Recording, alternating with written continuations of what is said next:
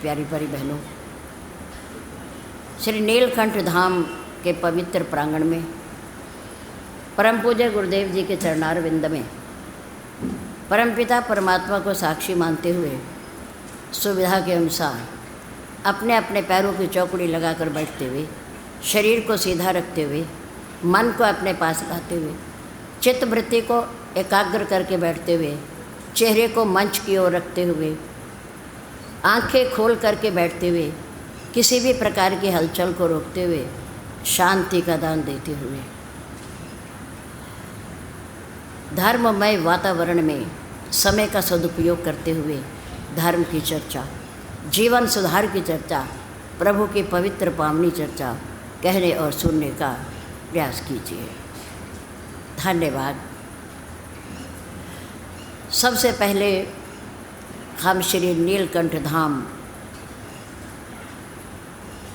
इस पावन तीर्थ की सम्मानित सभा के अध्यक्ष हमारे आदरणीय भैया श्री शक्कर जी, उनके साथ हमारे आदरणीय भैया श्री चरणजीत जी,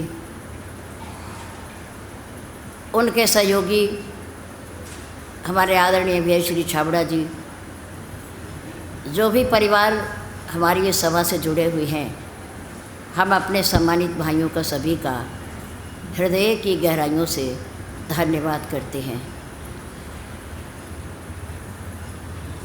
एकांत है, प्रकाश युक्त है, हवादार स्थान है, शहर के मध्य में है और शहर से दूर है, और इस स्थान का नाम है शिवपुरी, जहाँ भगवान भोलेनाथ, देवों के देव महादेव आशुतोष, अवधर दानी नीलकंठ महादेव हमेशा निवास करते हैं। और इस भूमि पर अंतिम संस्कार के बाद जो हर प्रभु प्रेमी, भगवत प्रेमी के शरीर की राख को भोलेनाथ अपने शरीर पर स्वीकार करते हैं, और जाने वाली हर पवित्र आत्मा, हर जीव आत्मा के कान में भगवान राम का नाम का उच्चारण करते हैं ताकि उसका कल्याण हो जाए। ये शिवपुरी है। कितना सुंदर स्थान धर्म चर्चा के लिए, अपने जीवन के विषय में विचार करने के लिए यह बनाया गया, और जिनकी प्रेरणा से बना, परम पूज्य गुरुदेव जी की, जिनके द्वारा बना, उन सब का हम धन्यवाद करते हैं, मंगल कामना करते हैं। इस समागम में, आयोजन में शहर के जिस भी कॉलोनी से जो भी समाज आया, हम उनका भी धन्यवाद करते हैं। इस आयोजन में किसी भी प्रकार की सेवा हो, मंच का कार्य हो, दरी बिछाने का हो, जूतों की देखभाल हो, जलपान पिलाने का हो, करने का हो, बैठाने की व्यवस्था हो, हम सभी का सामूहिक रूप से धन्यवाद करते हैं।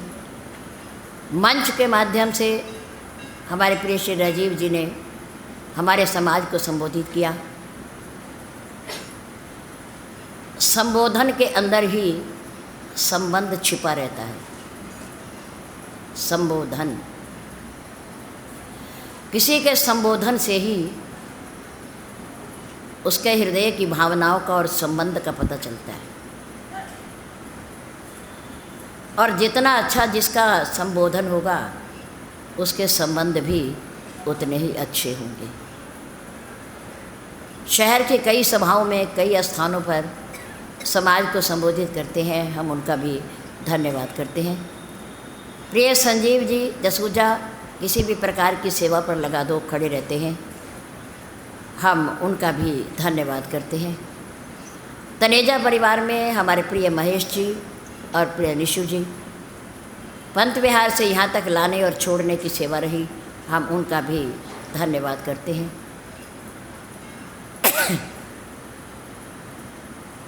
बहुत पुराने परिवारों में से जुड़े हुए जो बच्चे हैं, जिनके दादा ने, परदादा ने, पूज्य पिता ने श्री महाराज जी का संग किया है, उन परिवारों के बच्चे अब भी उन स्मृतियों को अपने हृदय में समाहित किए हुए हैं। हम उन सब का धन्यवाद करते हैं। हमारी आदरणीय भाभी जी श्रीमती वीना रानी, जिन्हें और उनके दोनों पुत्र वधुओं ने बहुत सुंदर तरीके से सूक्ष्म जलपान का प्रबंध किया पूरे दिवस में, हम उनका भी धन्यवाद करते हैं। हमारी आदरणीय भाभी जी श्रीमती आशा रानी सेतिया सबसे पहले आकर, पूर्व में आकर बैठती हैं, भजन और कीर्तन और प्रार्थना के माध्यम से समाज को संभालती हैं, हम उनका भी धन्यवाद करते हैं। समष्टि एवं व्यष्टि रूप से मातृशक्ति का और अपने भाइयों का, बुजुर्गों का हृदय से हम स्वागत भी करते हैं और धन्यवाद भी करते हैं। हमारे पूज्य गुरुदेव जी कहा करते थे कि श्रोतागण वक्ता की भुजा होती है, उनका बल होता है। आपको देखकर हमें कुछ कहने की शक्ति मिलती है, वरना हमारे पास कुछ नहीं। यह आपका प्यार है, यह आपका प्रेम है, आपका स्नेह है, जो कुछ कहने का हम साहस करते हैं। धन्यवाद। हम आप लोगों से अपेक्षा करेंगे कि इन 8 दिनों में आपने जो कुछ किसी भी देवी देवता, किसी भी महापुरुष के जीवन के विषय में सुना, उनके विचारों को सुना, घर में रहते हुए आप उन विचारों का मंथन करेंगे, मनन करेंगे। 1000 विचारों में से कोई एक विचार भी जिसका हम मनन करते हैं, चिंतन करते हैं, हमारे जीवन पर उतर जाता है, तो हमारा और आपका मानव जीवन धन्य हो जाता है। इसलिए ज़रूरी नहीं कि पूरा सत्संग याद रखा जाए, उसे दोहराया जाए। उसमें से 1 या 2 विचार, गुण अपने अंदर समाहित हो जाएं, तो मानव जीवन सार्थक हो जाता है। इसलिए प्रयास कीजिए। सारे साथी काम के, सबका अपना मोल। जीवन में छोटा सा बच्चा हो, बालिका हो, पूज्य माता पिता हो, परिवार हो, समाज हो, पड़ोसी हो, बालिका हो, कोई अपने अपने स्थान पर सभी बड़े महत्वपूर्ण हैं। सबकी अपनी अपनी महिमा है, अपनी अपनी पहचान है। लेकिन महापुरुषों ने कहा, सारे साथी काम के,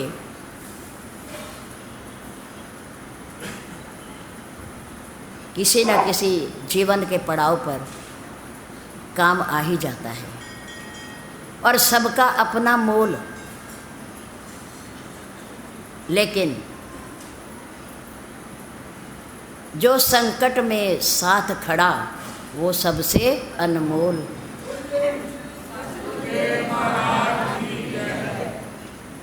दुख की घड़ी में, संकट की घड़ी में जो सबसे पहले याद आए, वो व्यक्ति हमारे जीवन का सबसे अनमोल व्यक्ति है। दुख आने पर, कष्ट आने पर जिस व्यक्ति की, महिला हो, पुरुष हो, मित्र हो, पड़ोसी हो, जिसकी सबसे पहले याद आए, मानो वो हमारे जीवन का सबसे अनमोल व्यक्ति है। इसकी प्रत्यक्ष घटना है।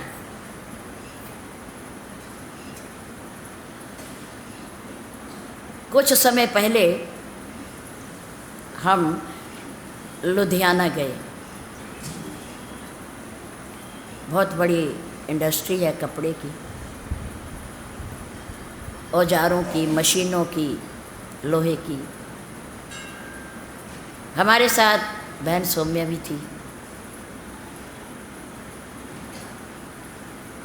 अपने मिलने वालों को पता चला कि हम लुधियाना में हैं, तो वो प्रेम बस हमसे मिलने आए। रहने वाले वो सहारनपुर के ही हैं। कार्य के लिए वो लुधियाना जा कर के निवास करने लगे, और यहाँ भी उनका बहुत बड़ा बिजनेस है, व्यापार है उनका कपड़े का।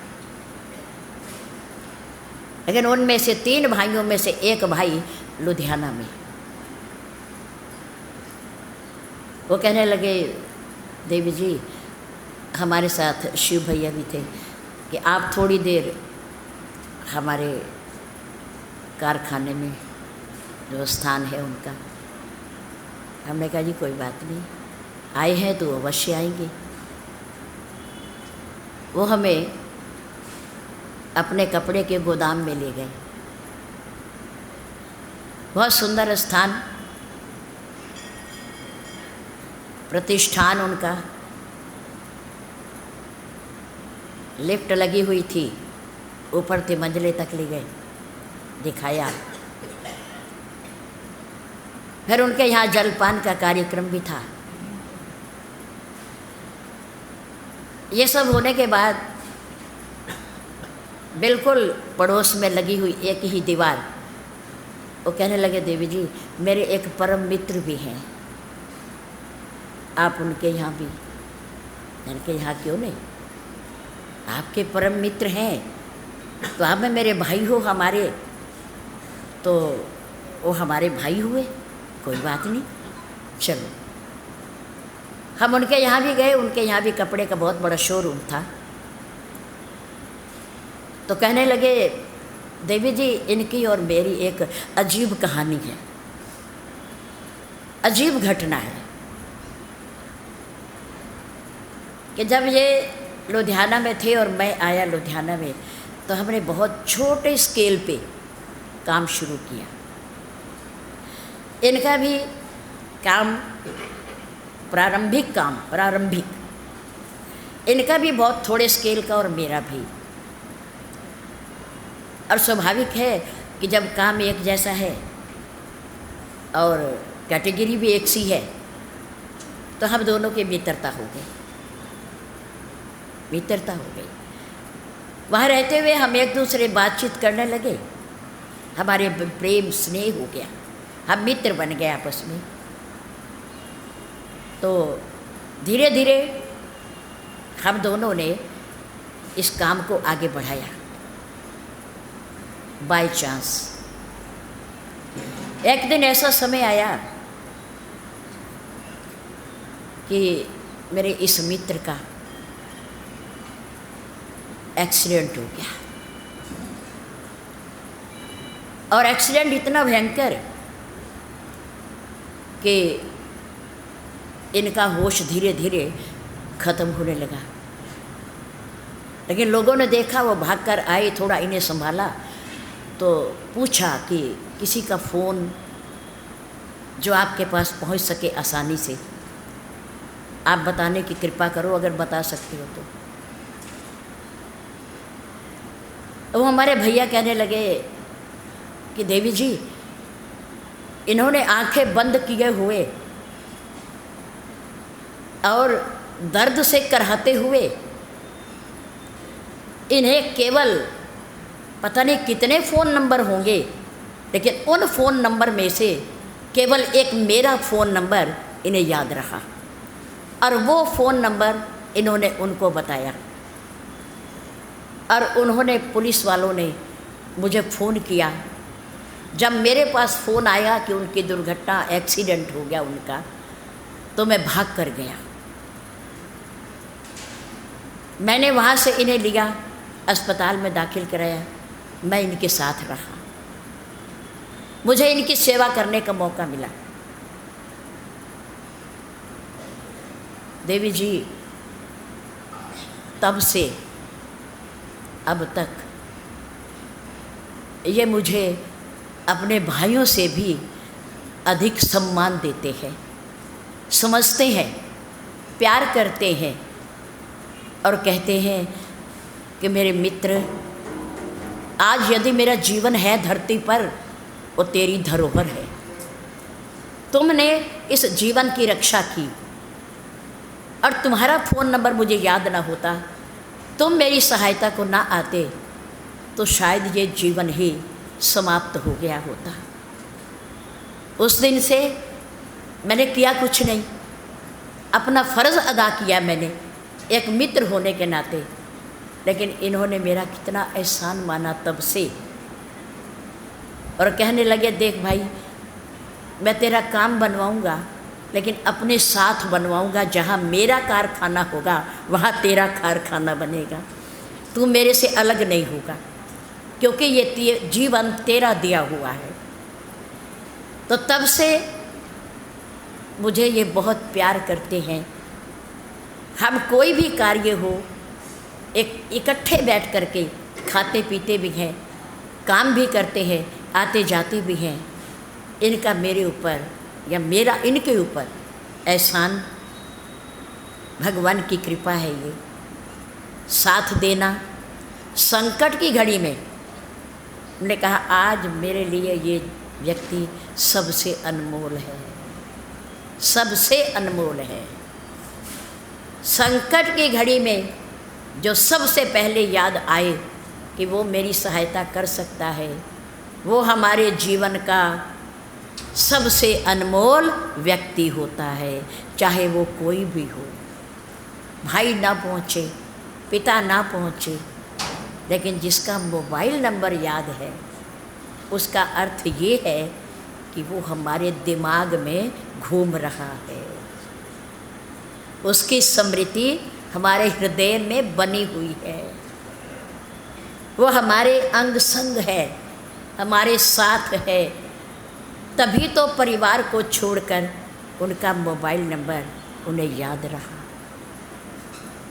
तो ऐसे सारे साथी काम के, सबका अपना मोल, लेकिन संकट में जो साथ दे वो सबसे अनमोल, उसकी कोई कीमत नहीं। आज वो एक दूसरे का इतना एहसान मानते हैं। वो कहते हैं कि मेरा कार्य अगर है तो इसकी वजह से है, और वो कहता है कि अगर मेरा जीवन है तो वो इसकी वजह से है। ये बहुत बड़ी बात है, बहुत बड़ी बात। इसलिए आकृति सुंदर हो या ना हो, पर प्रकृति सुंदर ज़रूर होनी, स्वभाव ज़रूर सुंदर होना चाहिए, विचार संस्कृति ज़रूर सुंदर होनी चाहिए। और इसकी प्रेरणा, विचार करो, हमें कहाँ से प्राप्त होती है? सत्संग से प्राप्त होती है। सत्संग में आते रहेंगे तो कुछ ना कुछ सीखने को मिलता रहेगा, मिलता रहेगा। हमें घर कोई सुनाने नहीं आने का, घर कोई बताने नहीं आने का। इसलिए संतों के श्री चरणों में बैठकर जो मिले प्रभु के नाम के हीरे मोती, उनसे दामन भर लो, उनसे दामन भर लो, क्योंकि वो अनमोल हैं, क्योंकि वो अनमोल हैं। जीवन की घड़ियाँ थोड़ी हैं, कुछ भरोसा नहीं। पर श्वास अनमोल हैं, श्वास अनमोल हैं, उनका कोई मोल नहीं है, कोई भी नहीं दे सकता। अमीर से अमीर, सम्राट, बादशाह, सेठ, धनवान व्यक्ति भी श्वासों का मोल नहीं दे सकता। धन से समय को नहीं कमाया जा सकता, लेकिन समय से धन को कमाया जा सकता है। इसलिए महत्व किसे दें? समय को दें, धन को ना दें। धन को महत्व ना दें, बल्कि महत्वपूर्ण क्या है? समय है, हमारे जीवन का समय। उस व्यक्ति का एहसान मानिए, याद रखो, उस व्यक्ति का एहसान मानिए जिस व्यक्ति ने आपके दुख के समय अपने जीवन का अनमोल एक पल भी अगर दिया है, एक पल भी दिया है, उसका एहसान मानना चाहिए कि उसने हमें दिया है, अपने जीवन का अनमोल समय हमें दिया है। उसकी कृतज्ञ रहेगी, उसका एहसान मानिए। नंबर 2, मन और पानी। मन और पानी, इन दोनों का स्वभाव और गति एक जैसी है। मन और दूसरा पानी। मन और पानी का स्वभाव और गति एक जैसी है। दोनों अधोगामी हैं, अधोगामी, नीचे की ओर जाने वाले, नीचे की ओर, जिनका प्रवाह हमेशा नीचे की ओर रहता है। पानी को धरती के किसी भी कोने पर या स्थान पर या मैदान में आप डालें, पानी हमेशा किधर को आएगा? किधर को आएगा? जिधर को ढाल है, नीचा है। पानी हमेशा नीचे की ओर आएगा। ऐसे ही हमारा और आपका मन भी अधोगामी है, वो भी हमेशा नीचे की ओर भागता है, संसार की ओर भागता है, करतार की ओर नहीं जाता। मन और पानी दोनों अधोगामी हैं, अवसर मिलते ही नीचे को बहाव इनका बहता है।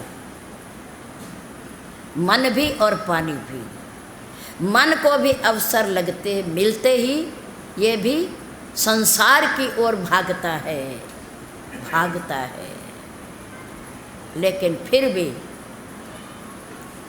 इन दोनों जो अधोगामी हैं, इनको ऊर्ध्वगामी बनाया जा सकता है।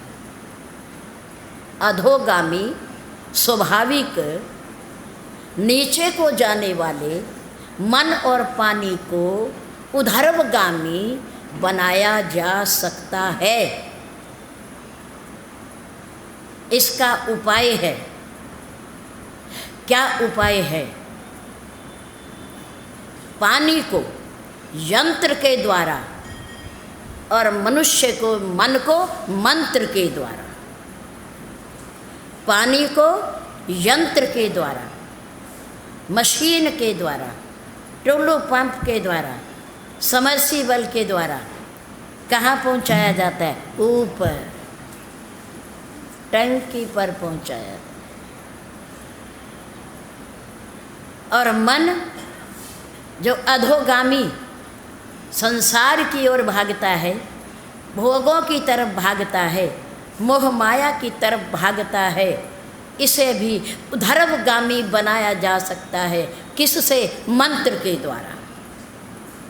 पानी को यंत्र के द्वारा और मन को मंत्र के द्वारा ऊर्ध्वगामी करतार की ओर, परमात्मा की ओर मोड़ा जा सकता है। पानी को यंत्र से ऊपर ले जाते हैं, और मन को मंत्र के माध्यम से ऊपर ले जाते हैं परमात्मा की तरफ। जब मन डोलने लगे, घबराने लगे, उसका प्रवाह नीचे को जाने लगे, उस समय प्रभु के नाम का सिमरण प्रारंभ कर देना चाहिए। क्यों? क्योंकि जो कार्य हम जीवन भर नहीं कर पाए, वो कार्य सर्वशक्तिमान मेरा परमात्मा एक पल में कर देता है, एक पल में कर देता है।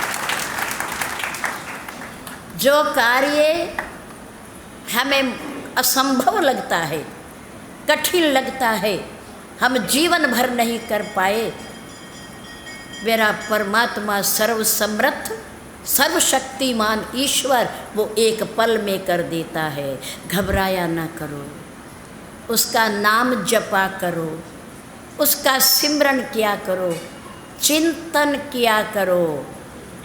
ईश्वर का चिंतन हमारी चिंता को खा जाता है,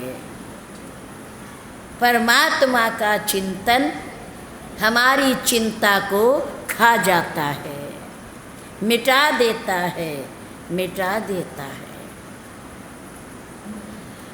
विभीषण जब लंका से चले, घोषणा तो कर दी, सबके सामने प्रभु पर विश्वास करते हुए बात तो डंके की चोट पर कह दी कि राम सत्य संकल्प प्रभु। रामन, एक दिन ऐसा आएगा तुम्हें पता चलेगा, तुम्हें इसका परिणाम भोगना पड़ेगा। राम सत्य हैं, उनका संकल्प भी सत्य है, और तुम असत्य हो, नश्वर हो, एक दिन मिटने वाले हो। लेकिन मेरा राम सर्वदा है और सर्वत्र है और सच्चिदानंद है। रावण, तेरे मंत्रियों के सामने भरे दरबार में और तेरे सामने घोषणा करके जा रहा हूँ, और ये मेरी घोषणा सत्य होते देर नहीं लगेगी, देर नहीं लगेगी। राम सत्य संकल्प प्रभु, सभा काल बस तोरी। तेरे सिर के ऊपर और तेरी सभा के ऊपर काल नाच रहा है। थोड़े दिन के हो तुम लोग, मेरा राम हमेशा है। सृष्टि है तो भी है, और सृष्टि नहीं है तो भी है, तो भी है। वो सच्चिदानंद है, वो अखिल ब्रह्मांड नायक है, वो ही रचयिता है, वो ही पालन करता है, वो ही संहार करता है। रामन, राम सत्य संकल्प प्रभु, सभा काल बस तोरी। मैं रघुबीर शरण अब मैं लंका में नहीं रहने वाला, अब मैं यहाँ नहीं रहने वाला। तुमने मुझे देश से निकाल दिया है, बेदखल कर दिया राज्य से, अब मैं जा रहा हूँ। मैं रघुबीर शरण अब जाऊं, मैं जा रहा हूँ, अब मुझे कोई नहीं रोक सकता। अब मेरे जाने के बाद, सुन लो, मेरे जाने के बाद तुम्हारा और लंका का क्या होगा, उस होने में मेरा कोई दोष नहीं होगा, मेरा कोई दोष नहीं होगा, क्योंकि मैं कह के जा रहा हूँ और तुम मुझे भेज रहे हो। तुम्हारे मंत्री साक्षी हैं सबके सामने। तुमने मुझे कह दिया निकल जा, मेरे देश से निकल, मेरे राज्य से निकल, और ये नीतिपूर्ण बातें उन्हीं से जाके कहना, मेरे से ना कहो। मैं तो खुद 4 वेदों का ज्ञाता हूँ, ज्ञानी पंडित हूँ। विभीषण निकल गए, और जब नगर से निकले अपने निजी मंत्रियों के साथ, तो सोचते हुए जा रहे हैं कि मैं जा तो रहा हूँ और मैंने घोषणा भी कर दी कि मैं जा रहा हूँ, अब मैं वापस तो आने वाला नहीं।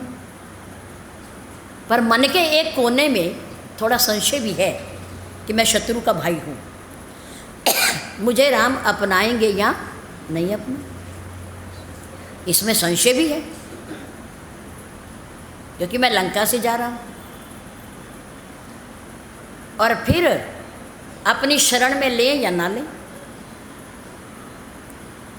लेकिन दूसरे मन के कोने में थोड़ा सा विश्वास भी है।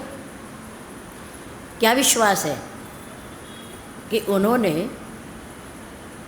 देश से निकाले गए, किष्किंधापुरी से निकाले गए बाली के छोटे भाई सुग्रीव को भी तो अपनाया, उसे भी तो शरण में लिया, मुझे क्यों नहीं लेंगे, मुझे क्यों नहीं लेंगे? ये विचार करते हुए जा रहे हैं, और विचार उनके बड़े सुंदर। इधर देखिए, हर्षि चल्यो, हर्षि में ना प्रसन्नता पूर्वक, कहाँ से चले विभीषण? लंका से। और कैसे चले? प्रसन्नता पूर्वक। और किस दशा में, किस स्थिति में? परिवार छोड़कर, राज्य छोड़कर, अपमानित होकर, लात खा करके राम की ओर जा रहे हैं, और जा रहे हैं प्रसन्न मन से जा रहे हैं। ऐसा व्यक्ति जिसका अपमान हुआ हो भरी सभा में, है, राज्य छूट गया हो, परिवार छूट गया हो, और वह देश से निकल रहा हो, और प्रसन्नतापूर्वक खुश मन से, आखिर उसके मन में क्या विश्वास है, क्या भरोसा है? हर्षि चल्यो रघुनाथ नायक पाही, करत मनोरथ बहु मन माही। मन के रथ पर सवार होकर विभीषण जा रहा है, और विचार करता हुआ जा रहा है कि मैं वहाँ जाकर, ये कुछ नहीं कि मुझे कुछ मिलेगा वहाँ, ये कोई ये भी भरोसा नहीं है कि मैं यहाँ छोड़ के जा रहा हूँ तो मुझे वहाँ जाके मिलेगा, इसका कोई भरोसा अभी नहीं है, अभी तो चला है वो। हर्षि चल्यो रघुनायक पाही, करत मनोरथ बहु मन माही।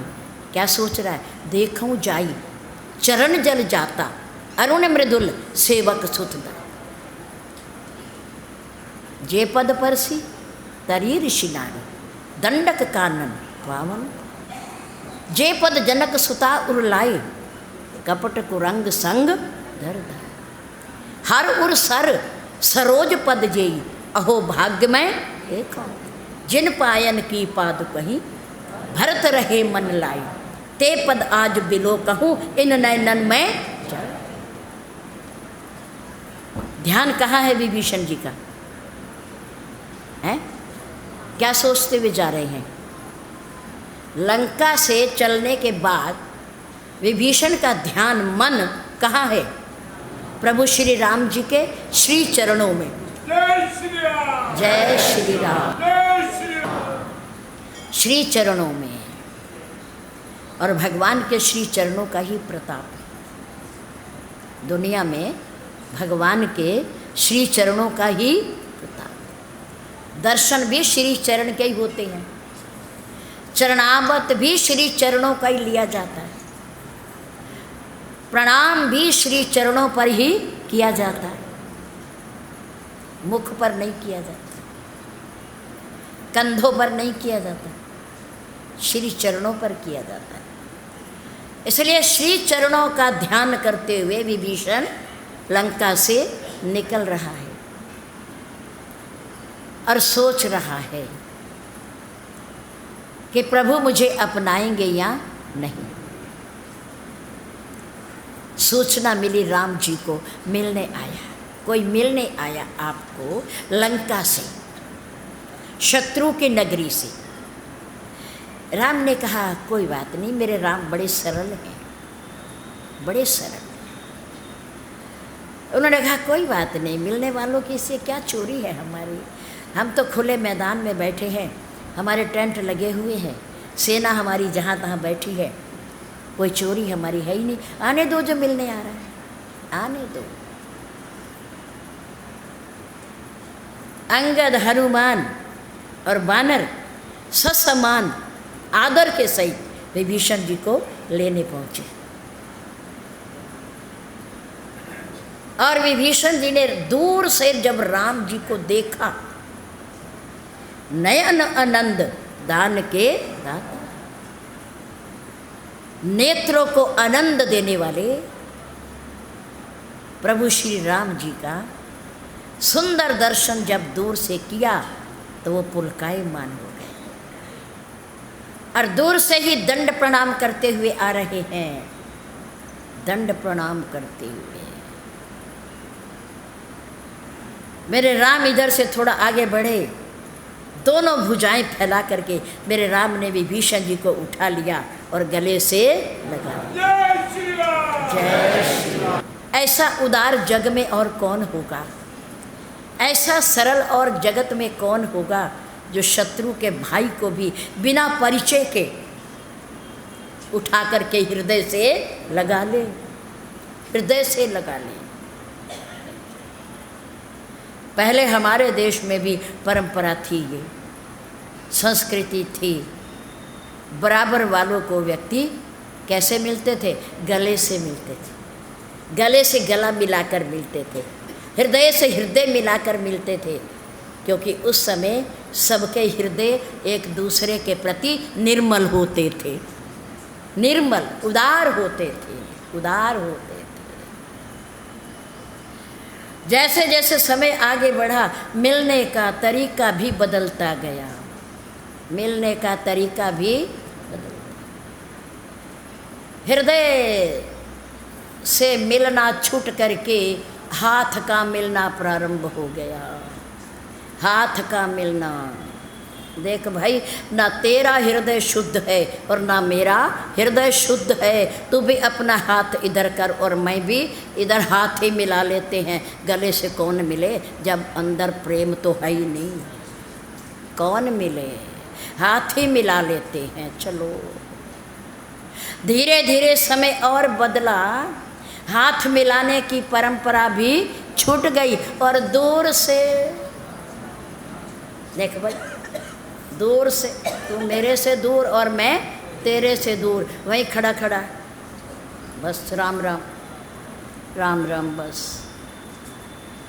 और समय आगे और भयंकर आने वाला है, गले से मिलना छूट गया, हाथ मिलाना छूट गया, हाथ जोड़कर राम राम कहना समाप्त हो गया। आगे ये भी खत्म है, एक दूसरे को देखकर मुंह घुमा देता, मानो देखा ही नहीं, देखा ही नहीं। देखती तो आंखें हैं, मनुष्य कहाँ देखता है, मनुष्य का आंखें देखती, हम देख करके भी अनदेखा और अपनों को, अपनों को। लेकिन मेरे राम जी को देखो, है दूर से नाथ दशानन कर मैं भ्राता, निश्चर वंश जन्म सुर त्राता। हे देवताओं के रक्षक, धर्म के रक्षक परमात्मा, मैं कैसे आऊँ आप तक, मेरा शरीर तामसी है, तामसी है, मैं निशाचर हूँ, मेरा जन्म निशाचर जाति में हुआ, मैं आगे कैसे बढ़ूँ प्रभु। प्रभु ने कहा तुम मत बढ़, मैं आ जाता हूँ, मैं आ जाता हूँ। मेरे राम आगे बढ़े और साष्टांग प्रणाम करते हुए विभीषण को उठाकर भुज विशाल गहे हृदय लगावा, अनुज सहित मिली ढिग बैठारी। मेरे राम ने कहा लक्ष्मण आओ आओ, देखो रावण का छोटा भाई आया है, तुम मेरे छोटे भाई हो, आओ मिलकर ले चलते हैं, विभीषण को बिठाते हैं, इनका सम्मान करते हैं, आओ। अनुज सहित मिली ढिग बैठारी अपने पास बिठाया और पूछा, ठीक ठाक है सब? रास्ते में कोई दिक्कत तो नहीं हुई, कोई परेशानी तो नहीं हुई? ठीक ठाक पहुंच गए? हाँ प्रभु। कह लंकेश विभीषण को, लंका के राजा बादशाह त्रिलोक विजयी रावण के छोटे भाई को, लंका का राजा सर्वविदित कि राजा रावण है, राजा रावण है, लेकिन मेरे राम ने कहा नहीं, लंका का राजा अब कौन है? विभीषण है। मेरी जानकारी में, जहाँ तक मेरी बुद्धि काम कर रही है, जहाँ तक मैं समझ रहा हूँ कि लंका का भावी राजा विभीषण है। कह लंकेश सहित परिवारा कुशल कुठार बास तुम्हारा। परिवार ठीक है तुम्हारा? विभीषण ने कहा प्रभु मैं तो मिल के ही नहीं आया उनसे, कुशलता क्या बताऊं, क्या बताऊं मेरा परिवार कैसे है? मैं तो सीधा दरबार से आ गया, रावण के पास से उठ कर के मैं तो घर गया ही नहीं, पूछा ही नहीं, मैं कहा उनको बताया ही नहीं मैंने मैं कहाँ जा रहा हूँ, मैं सीधा आपके पास चला आया। मेरे राम ने कहा अच्छा कोई बात नहीं, जननी जनक बंधु सुतदारा तन धन भवन सुहृद परिवारा सबके ममता ताग बटोरी मम पद मन ही बांध बट डोरी। कोई बात नहीं, तूने नहीं पूछा ना, अपने परिवार को तूने नहीं पूछा, तुम निश्चिंत होकर मेरे चरणों में आ गए, मेरे पास आ गए। और वो जो तेरे घर में जननी जनक बंधु सुत दारा पत्नी है, माता है, पिता है, भाई बंधु है, बेटा है, जो भी अब तेरे परिवार में है ना, आज से तू मेरे चरणों में आ गया और आज से उनकी चिंता का भार मेरे ऊपर आ गया। अब तू चिंता नहीं करेगा, कोई बात नहीं, तो मिल के नहीं आया ना, कोई नहीं, तू चिंता मत कर, वो ठीक है, वो कुशल से हैं। जननी जनक बंधु सुतदारा तन धन भवन सुहृद परिवारा सबके ममता ताग बटोरी। पर उनसे जो तेरा प्यार है ना, जो मोह है ना, जो ममता है ना, उनकी तो एक अलग अलग धागों की एक डोरी बना दे, एक रस्सी बना दे, और वो अब तू मेरे चरणों से बांध दे, जिनका तू लंका से ध्यान करता हुआ आ रहा था, उनसे बांध दे। अब तुझे चिंता करने की जरूरत नहीं। सबके ममता ताग बटोरी मम पद मन ही बांध बट डोरी। मन से बांधना, मन से, ऊपर ऊपर से नहीं, मन से बांधना कि अब सब कुछ तेरे समर्पण, तेरा प्रभु, सब कुछ तेरा। और विभीषण सबके ममता ताग बटोरी मम पद बनई बांध बट डोरी समदर्शी इच्छा कछु नाही। तूने मान और अपमान को बराबर समझा, मान और अपमान को बराबर समझा। राज्य को छोड़ते हुए तेरे मन में ममता नहीं आई, कोई बात, समदर्शी इच्छा कछु नाही। तेरे मन में परिवार, भाई और राज्य की कोई इच्छा नहीं, खत्म हो गई। समदर्शी इच्छा कछु नाही हर्ष शोक भय नहीं मन मान। अस सज्जन, ऐसा साधु, ऐसा सद प्रवृत्ति वाला व्यक्ति तू चिंता मत कर, मेरे हृदय में बसता है। समदर्शी इच्छा कछु नाही हर्ष शोक भय नहीं मन मानी। अस सज्जन मम उर बस कैसे लोभी हृदय बसई धन जैसे। और विभीषण एक बात और बता दूं, मैं किसी को नहीं बताई अब तक, बस तेरे और मेरे के बीच की बात है बस।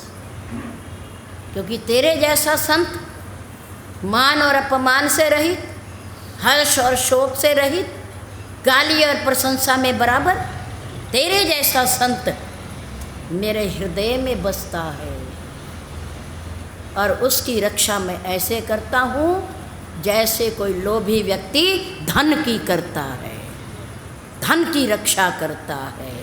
वो कहता है चमड़ी तो जाए पर दमड़ी ना जाए। कोई बात नहीं, मैं एक बार का भोजन नहीं खाऊंगा, कोई कमज़ोर थोड़ी हो जाऊंगा, पर आए हुए ग्राहक को कभी वापस नहीं भेजूंगा। कोई बात नहीं, घर देर से चला जाऊंगा, अरे घर बच्चे ही तो हैं, मिल लूँगा ना, 1 घंटे बाद मिल लूँगा। पर जो ग्राहक मेरी दुकान पर आस लेकर आया है उसे खाली नहीं भेजूंगा। धन की रक्षा करता है लोभी व्यक्ति। और विभीषण एक और बात बताऊं पते की, मेरे आने का कारण क्या होता है दुनिया में, अवतार लेने का कारण क्या होता है, मैं क्यों आता हूँ और क्यों आया हूँ, क्यों आया हूँ मैं, ये आज रहस्य की बात बता रहा हूँ। तुम सारिखे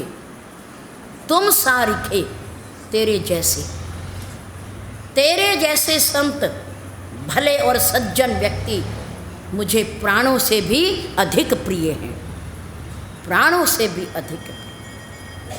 तुम सारिखे संत प्रिय मोरे, धरहु देह नहीं आन निहोरे।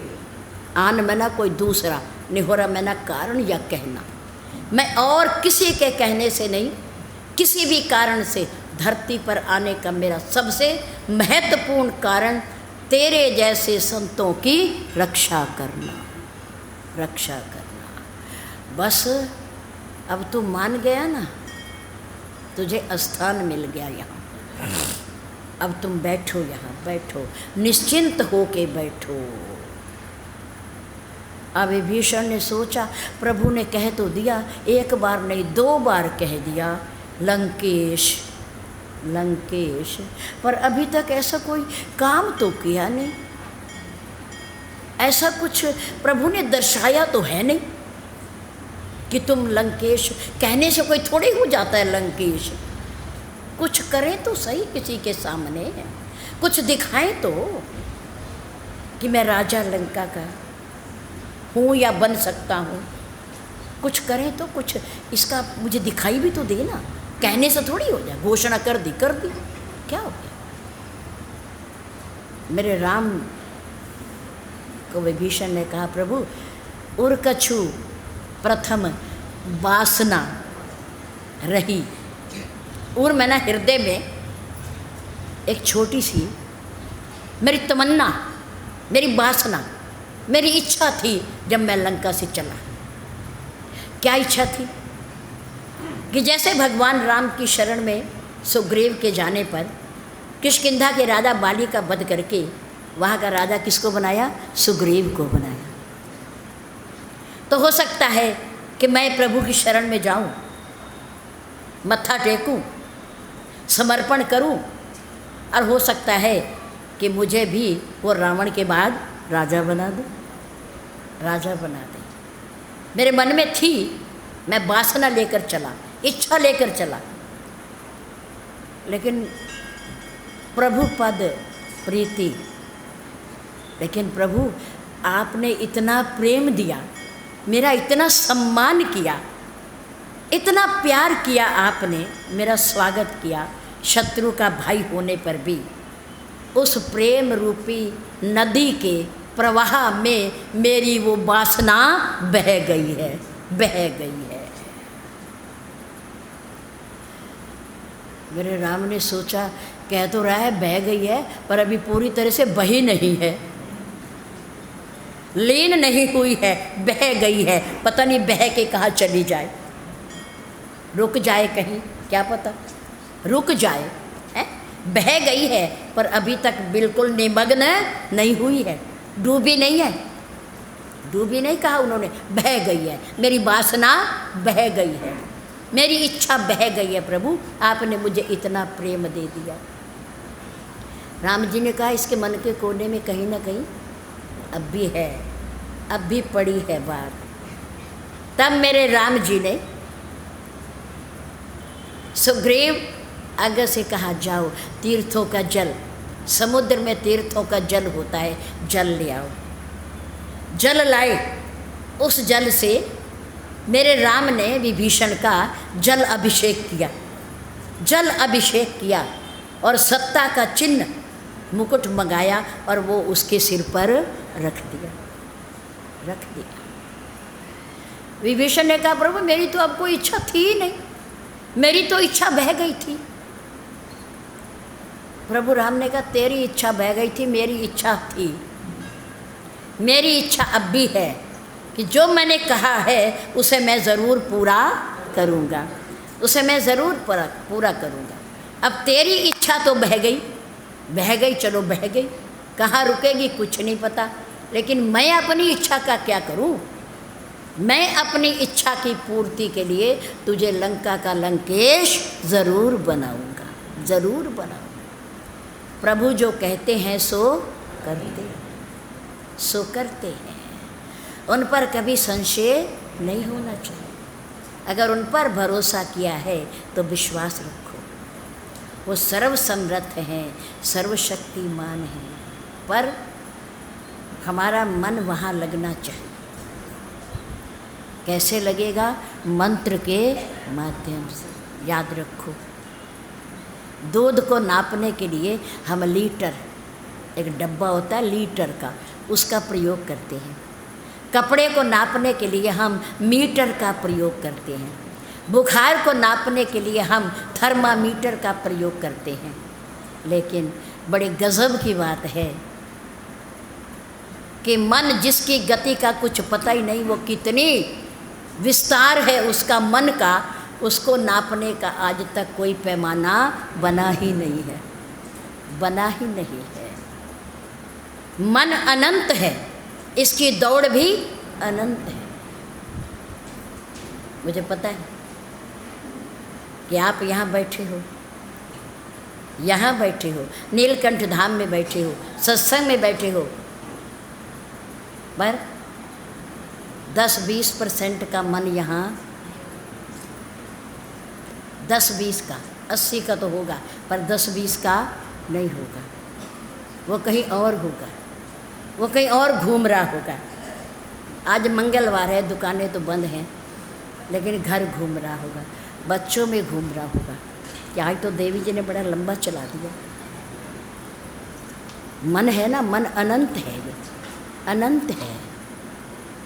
अनंत को नापने के लिए पैमाना भी अनंत चाहिए, पैमाना अनंत चाहिए। एक बात और देखो, मीटर का काम लीटर नहीं कर सकता, और लीटर का काम थर्मामीटर नहीं कर सकता। जो जिसका काम है वो ही करेगा। इसलिए हरि अनंत, हरि कथा कहीं सुनहि बहुविधि सब संता। मन अनंत है, इसकी दौड़ भी अनंत है, इसका विस्तार भी अनंत है, और इसको नापने वाला भी परमपिता भी अनंत है। अनंत मन को कौन नापेगा? कौन नापेगा? अरे अभी नहीं बताया, अनंत कौन है? हैं? अनंत परमात्मा है, जिसका कोई छोर है ही नहीं, अंत है ही नहीं, ना आदि है और ना अंत है। सृष्टि के आदि में भी वही था और सृष्टि के अंत में भी वही है। हम रहे या न रहे, पर वो है, वो सर्वदा है, वो सर्वत्र है। वो अनंत मन को एक परमात्मा के सिवा कोई नाप नहीं सकता। इसलिए इस मन को नापना है तो कहाँ लगाएं? परमात्मा में लगाएं, ईश्वर में लगाएं। वो नाप लेगा, वो इसे रोक देगा, इसमें ठहराव पैदा करेगा, ये उसकी भक्ति में लग जाएगा, उसका चिंतन करेगा। वरना ये अनंत है, ये आपके बस में होने वाला नहीं है। बड़े बड़े महापुरुषों के हाथ से निकल जाता है, उनको बहा देता है, उनको गिरा देता है, उनके मन को उल्टी तरफ ले जाता है। इसलिए अनंत मन को नापने का काम परमात्मा के हाथ में है, वही इसे नाप सकता है। इसलिए उसमें लगा के रखो, भगवान का भजन करो, मंत्र का जाप करो। अगर इसे उधर्वगामी बनाना है तो, ऊपर ले जाना है तो, परमात्मा में ले जाना है तो किसका सहारा ले? मंत्र का सहारा ले। पानी को ऊपर ले जाने के लिए किसका सहारा? यंत्र का सहारा। और मन को ऊपर ले जाना है तो मंत्र का सहारा। प्रभु का कोई सा भी नाम हो, चिंता ना किया करो, वो ये कह रहा है, वो ये कह रहा है, भटका ना करो। जो आप ले रहे हो वो बहुत अच्छा है, वही पहुंचा देगा परमात्मा तक, उसमें संशय ना किया करो। हमारे पास जो नाम है वो परमात्मा का सत्य नाम है, आपके पास जो नाम है वो भी परमात्मा का सत्य नाम है। संशय ना किया करो। इन 8 दिनों में आपकी शान और सम्मान में कुछ गलत कहा गया हो मंच के माध्यम से, क्योंकि यह जीवा है, वाणी है, इसका क्या भरोसा है कहाँ को बह जाए, कुछ भी हो सकता है। उसके लिए हम आपसे करबद्ध क्षमा प्रार्थी हैं। और इन 8 दिनों में कही गई विचारों में से आपके काम का कोई विचार हो तो उसे उठा लेना और उसे अपने जीवन पर उतारने का प्रयास करना। हम चाहते हैं कि हम बने बड़े भाग मानुष तन पावा। परमात्मा ने हमें बड़े भागी बनाकर यहाँ भेजा है, तो हम बड़े भाग बने रहें, उनकी आज्ञा का पालन करें। आप सभी का बहुत बहुत धन्यवाद।